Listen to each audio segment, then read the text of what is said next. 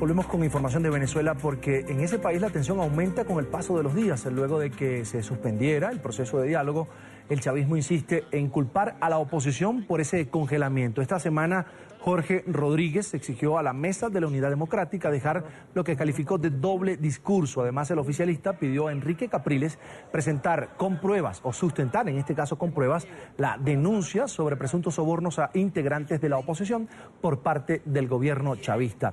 Mientras tanto, la Asamblea Nacional no desiste en su idea de realizar un juicio de responsabilidad política a Nicolás Maduro. Pese a que el chavismo incumplió los acuerdos, sigue señalando a la oposición como responsable de que se suspendiera el proceso de diálogo. Este jueves, Jorge Rodríguez y la canciller venezolana cargaron contra los líderes de la Mesa de la Unidad Democrática. Uno de los señalados fue el presidente de la Asamblea Nacional, quien aseguró que el legislativo iba a entrar en desacato. Si la Asamblea Nacional quiere persistir en el desacato, es problema de ella. Son mayores de edad y de este domicilio. Nosotros no podemos obligar a nadie a que cumpla con las leyes. Son los tribunales, son las leyes mismas y es la Constitución la que presenta los mecanismos para que ellos cumplan. El representante del gobierno para los diálogos también reiteró que no se puede, según él, hacer un juicio político contra Nicolás Maduro. Si amenazan con un juicio político al presidente de la República, eso está fuera de la Constitución. Sobre la denuncia que hiciera Enrique Capriles por la presunta entrega de sobornos a integrantes de la MUT, el alcalde del municipio Libertador pidió pruebas. Que hay gente que recibe dinero, que se dice del cambio y recibe dinero de boliburgueses, también es cierto. El señor Capriles tiene ahora que sustanciar sus denuncias. Nosotros estamos muy interesados en ver cuáles son esos supuestos nombres que el señor Capriles tiene y cuáles son esas supuestas pruebas. Ahora está obligado por noticia crimen en presentarlas. Y aunque el proceso está suspendido hasta el 13 de enero de 2017, el oficialismo señala que se mantendrá en la mesa de diálogo. En esta parte del programa quiero saludar al diputado Simón Calzadilla, segundo vicepresidente de la Asamblea Nacional de Venezuela. Bienvenido, allí lo vemos en pantalla. Gracias por atendernos. Muchísimas gracias por la invitación a participar, Carlos, y a NTN 24 y darme la oportunidad de hablar con toda el habla hispana de América. Diputado, lo primero, explíquenos cómo es que se mantiene una nueva fecha para avanzar en ese diálogo con el gobierno, pero al mismo tiempo ustedes dicen haberlo congelado y además que llevarán adelante un juicio político contra Nicolás Maduro. ¿Cuál es la realidad? ¿Qué es lo que está pasando? Bueno, muy sencillo, que no hay la manera de que avance el diálogo. La mesa de diálogo está en este momento congelada, a punto de implosionar, porque los compromisos que adquirió el gobierno y firmó el gobierno nacional con la presencia del enviado del Vaticano y del Papa, con los expresidentes representantes de la comunidad internacional americana, latinoamericana, sencillamente no los ha cumplido. Y el diálogo solamente puede continuar o tener pertinencia si las partes cumplen. Nosotros, en el marco del diálogo, para que avanzara, cumplimos con nuestra parte. Diferimos el tema del establecimiento de la responsabilidad política del presidente, diferimos la marcha hacia Miraflores, hemos diferido y en el comité de postulaciones para el CNE dimos una prórroga para que el Poder Ciudadano pudiera postular, entre otras. Intentamos demordear nuestro discurso. ¿Y qué fue lo que obtuvimos como contraparte? Al día siguiente de firmar esos acuerdos, el gobierno, Nicolás Maduro, él en persona, calificó de terrorista a Freddy Guevara, máximo representante de Voluntad Popular aquí en la Asamblea Nacional. Luego le ordenó a su contralor iniciar un procedimiento en ese Tribunal Supremo de Justicia para evitar, supuestamente con una sentencia, que nosotros pudiéramos declarar la responsabilidad política del presidente. Es decir, nos dimos una especie de tregua y ellos, en medio de la tregua, empezaron a accionar, a hacer movimientos políticos de los que precisamente se les está criticando para sacar una supuesta ventaja.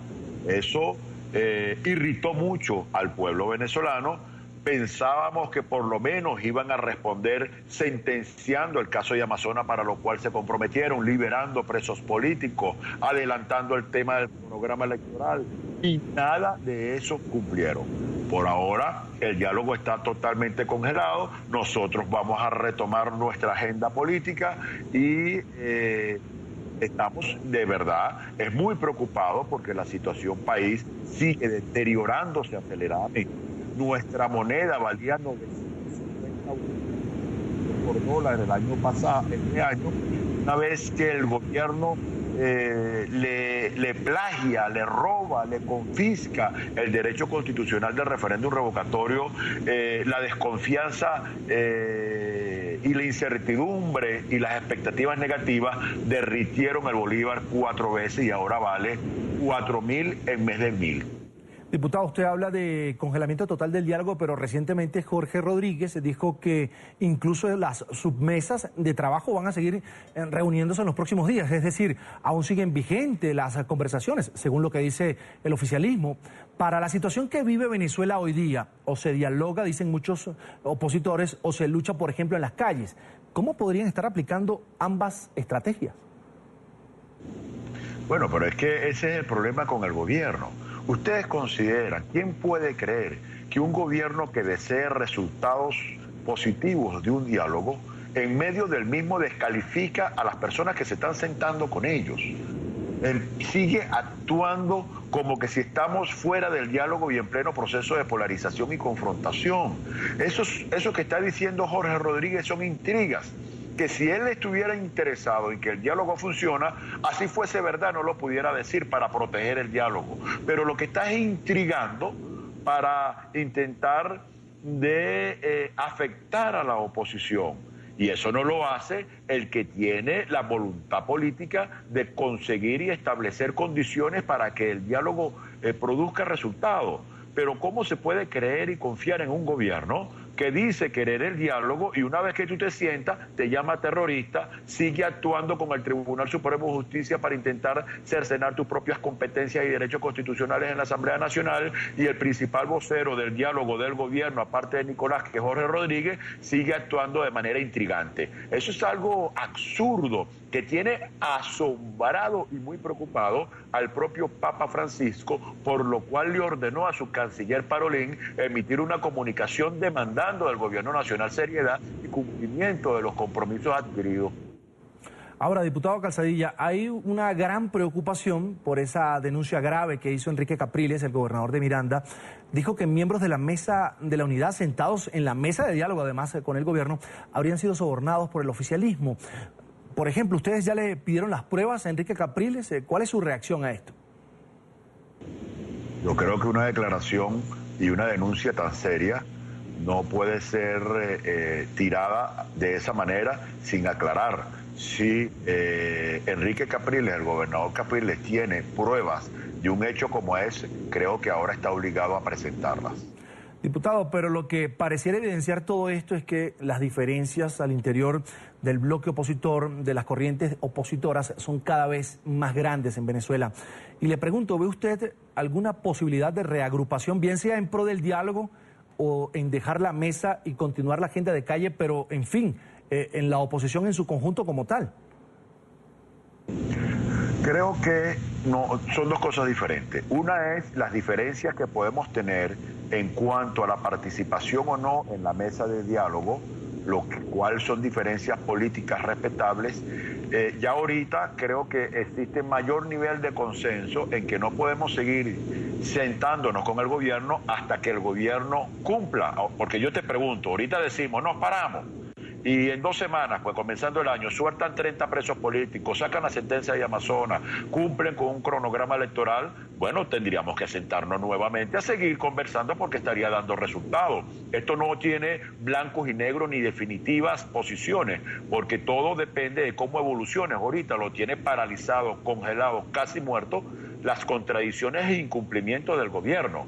Eso es por un lado el tema del diálogo, porque inclusive una de las organizaciones o algunas de las organizaciones que no decidieron no sentarse al principio dijeron, si el gobierno cumple, nosotros entonces sí nos sentamos. El problema, lo que está ahora diciendo Capriles no tiene nada que ver con las diferencias políticas, tiene que ver con un problema moral, ético, mejor dicho, y eso es otra cosa. Eso replantea otro. Y lo tercero es que sin duda alguna yo he insistido, creo que he sido el miembro de la unidad que más a lo interno y públicamente ha insistido de manera positiva, constructiva, en que debemos mejorar la estructura interna de la unidad, aprobar nuestro reglamento de funcionamiento y toma de decisiones, tener reuniones mucho más periódicas y permanentes, darle mayor carácter orgánico a la mesa de la unidad democrática, que eso hoy es vital, es muy necesario. Nosotros en los momentos más difíciles hemos resuelto nuestras diferencias y cuando tenemos claro el camino electoral tenemos las fórmulas para ponernos de acuerdo entre consensos, primarias, entre otras. Ahorita la situación política es un poco más difícil ponernos de acuerdo por el nivel de incertidumbre y el carácter del adversario del país, que es el gobierno, y que no cumple con ningún tipo de promesa, con ningún tipo, te dice hoy una cosa y mañana hace otra, y que hemos descubierto con el diálogo lo profundamente dividido y confrontado que están en el seno del gobierno para cumplir sus propios compromisos. Unos quieren avanzar, otros no, y eso es uno de los obstáculos más grandes que tiene el país para superar la crisis política que nos aqueja y que está empobreciendo tan aceleradamente a nuestro pueblo. Diputado, otro punto que yo quería consultarle tiene que ver con la credibilidad de la Asamblea Nacional, del Poder Legislativo como tal. Ya ha pasado más de un año desde que fueron electos por el pueblo venezolano y cada vez hay más voces, incluso de movimientos opositores, que afirman que las promesas de campaña pues no han sido atendidas, quedaron en el pasado, en el olvido, y que por el contrario se han escudado ustedes como mayoría en la Asamblea en bloqueos del gobierno para no cumplir con la recuperación del país. ¿Qué responde a esto? Carlos, las últimas encuestas de todas las encuestadoras de la última semana siguen colocando a la Asamblea Nacional como la institución del poder público nacional de más alta credibilidad, compitiendo empatada con la Iglesia venezolana y con el Grupo Polar del sector privado. En contraste, Tribunal Supremo, Ejecutivo, CNE, el Consejo Nacional Electoral y lamentablemente las Fuerzas Armadas están en el subsuelo, con mucho rechazo, con mucha impopularidad. Para que una democracia funcione, necesita que todos sus poderes funcionen. El legislativo hace la ley y el Tribunal Supremo de Justicia, con el órgano ejecutivo, la hacen cumplir. Nosotros estamos haciendo nuestro trabajo. Nosotros hemos hecho las leyes, hemos sancionado más leyes en primera discusión y en segunda discusión que todo lo que hicieron en el periodo pasado en 5 años. Hemos sesionado el triple de lo que ellos lo hicieron en el año pasado. Hemos hecho investigaciones, inclusive el último escándalo nacional de las muertes por las OLP fue una iniciativa de investigación escuchando a la gente víctima de ello, a los familiares. Fue la Asamblea Nacional como muchas otras. Nos convertimos en la voz del que no tiene voz. Hay gente que dice que no cumplimos. Hicimos las leyes, hicimos las investigaciones. Ahora nosotros no tenemos la competencia de administrar la Hacienda Pública Nacional. Nosotros no tenemos la competencia ni somos los magistrados del Tribunal Supremo de Justicia, que en vez de hacer respetar la Constitución la violan. Hay gente que pareciera más del gobierno que de oposición, porque les gusta más atacar a la unidad y a la Asamblea que al propio gobierno, con argumentos absolutamente baladís. Nosotros hemos dejado el pellejo. Los diputados y diputadas venezolanos tenemos 10 quincenas que no cobran y en todo el año no transfirieron un bolívar del presupuesto nacional. Inclusive, Carlos, los niños de la guardería, padres en su mayoría ingresaron en la gestión del gobierno de Chávez y de Nicolás Maduro. No les transfieren los recursos para que coman. Imagínate el drama en un organismo que le niegan su presupuesto para funcionar y aquí estamos sesionando los diputados martes, miércoles, jueves. Eso, nosotros para entrar, para salir de aquí, tenemos que soportar a bandas de criminales que nos ofenden, nos escupen, nos agreden permanentemente. Esto ha sido un drama. Todo el mundo vio cómo esos criminales en una oportunidad prácticamente entran al hemiciclo. Y todo eso lo hemos resistido, hemos avanzado y hemos con mucha firmeza hecho el trabajo constitucional y el mandato que nuestro pueblo nos dio. Y eso para nosotros es altamente satisfactorio, porque seguimos siendo, a la luz de nuestro electorado, el único órgano de Venezuela, la única institución que disfruta de altísimos niveles de popularidad, de respaldo, de credibilidad. En pantalla, el diputado Simón Calzadilla, segundo vicepresidente de la Asamblea Nacional de Venezuela, a quien le agradezco amablemente por estos minutos para la tarde fin de semana. Buen resto de fin de semana, diputado. Gracias. Gracias a usted, muy agradecido por esta oportunidad y muy buenas tardes y bueno, todo el resto del fin de semana, que la pase muy bien toda nuestra comunidad y agradecemos a todos los pueblos de América y América Latina por la solidaridad y lo pendiente que están de nuestra situación. Muy buenas tardes. Una buena tarde, diputado. Hasta la próxima.